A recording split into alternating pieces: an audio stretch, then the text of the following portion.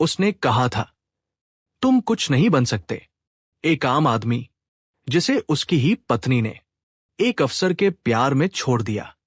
समाज ने उसे कमजोर कहा, किस्मत ने उसे तोड़ा, लेकिन उसने हार नहीं मानी। दिन में मेहनत, रात में संघर्ष और दिल में सिर्फ एक आग, खुद को साबित करने की। 5 साल बाद जब वही औरत उसी शहर लौटी तो सामने खड़ा था पूरा शहर जिसे सलाम करता था। एसपी अमन शेखावत। ये कहानी है धोखे से ताकत बनने की और उस इंसाफ की जो बदला नहीं, सम्मान सिखाता है। अमन बचपन से ही अलग था, ना ज्यादा बोलने वाला, ना भीड़ में चमकने वाला। उसकी दुनिया किताबों, खामोशी और सपनों से बनी थी। पिता रेलवे में चपरासी थे, मां सिलाई कर घर चलाती थी। घर छोटा था पर सपने बड़े। अमन का सपना था, एक दिन ऐसा काम करूंगा कि लोग मेरे नाम से हिम्मत लें। लेकिन सपनों की राह आसान नहीं होती। 12वीं के बाद जब उसने शहर जाकर पढ़ने की बात की तो रिश्तेदारों ने कहा, इतनी हैसियत नहीं है तुम्हारी, शहर तुम्हें खा जाएगा। गांव का लड़का बड़े सपने देखता है। धीरे धीरे वही बातें अमन के मन में घर करने लगी। वो खुद पर शक करने लगा। अध्याय 2। नीलिमा जो रोशनी बनकर आई। उसी कॉलेज में नीलिमा पढ़ती थी। साधारण सी लड़की, पर आंखों में अजीब सी मजबूती। पहली बार दोनों की बात लाइब्रेरी में हुई। अमन किताब ढूंढ रहा था, नीलिमा ने चुपचाप मदद कर दी। धीरे धीरे बातें बढ़ी। अमन कम बोलता, नीलिमा ज्यादा सुनती। एक दिन अमन ने कहा, मुझे डर लगता है मैं कुछ नहीं कर पाऊंगा। नीलिमा मुस्कराई, बहुत शांति से बोली, अगर तुम कुछ नहीं कर पाए तो मैं तुम्हारे साथ खड़ी रहूंगी, और अगर तुम कर गए तो भी तुम्हारे साथ खड़ी रहूंगी। उस दिन अमन को पहली बार लगा, कोई है जो मुझ पर विश्वास करता है। अध्याय 3। जब दुनिया खिलाफ हो गई। कॉलेज के आखिरी साल में अमन का चयन एक प्रतियोगी परीक्षा के लिए हुआ, पर घर की हालत खराब थी। पिता बीमार पड़ गए। इलाज, दवाइयां, कर्ज। परिवार ने कहा, अब पढ़ाई छोड़ दे, नौकरी ढूंढ ले, ये सपने हमें डुबो देंगे। दोस्तों ने मजाक उड़ाया, इतनी टक्कर में तुम कहां टिकोगे, सपने देखने से पेट नहीं भरता। एक एक करके सब पीछे हट गए, सिर्फ नीलिमा बची। अध्याय 4। टूटता हुआ अमन। एक रात अमन पूरी तरह टूट गया। कमरे में बैठा, किताबें बिखरी थी, आंखें नम। उसने नीलिमा से कहा, सब सही कह रहे हैं, मैं हार मान लेता हूं। नीलिमा चुप रही।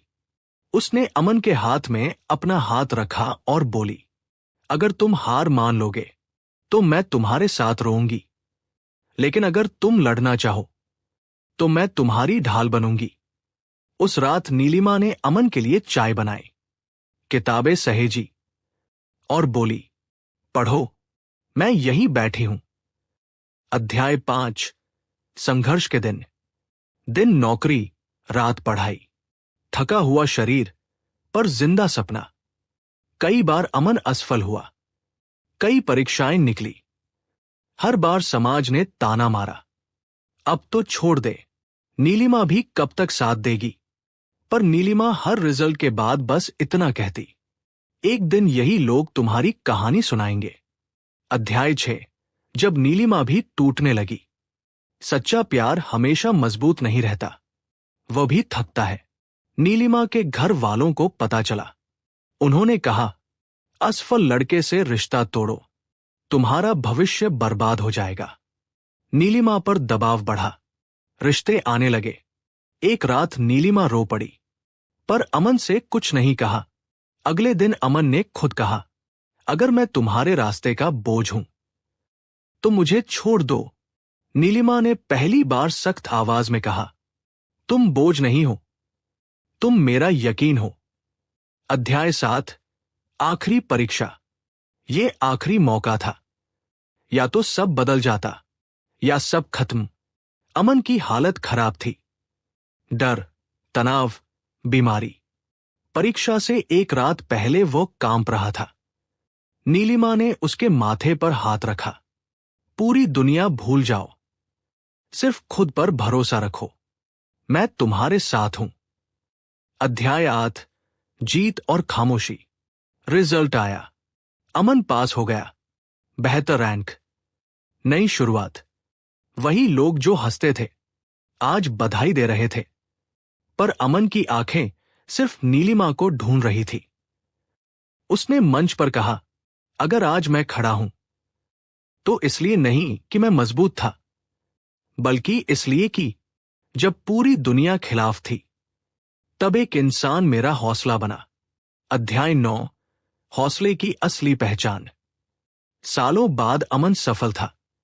सम्मान, नाम, पहचान। लेकिन सबसे बड़ी दौलत थी नीलिमा। वह जानता था, प्यार वो नहीं जो हाथ थामे, प्यार वो है जो टूटते वक्त रीढ़ बन जाए। अंतिम पंक्तियां, कहानी का संदेश। सच्चा प्यार फूल नहीं होता जो हर मौसम में खिले। सच्चा प्यार वो दीवार होता है जिस पर आप गिरते हुए भी टिके रहते हो। हौसला बनने की ट्रॉफी। जब पूरी दुनिया खिलाफ हो तब भी जो कहे, मैं हूं। अमन उस भीड़ का हिस्सा नहीं था जो ऊंची आवाज में अपने सपनों का ऐलान करती है। वो उन लोगों में से था जो चुपचाप सपने देखते हैं और उन्हें सीने में छुपा कर रखते हैं।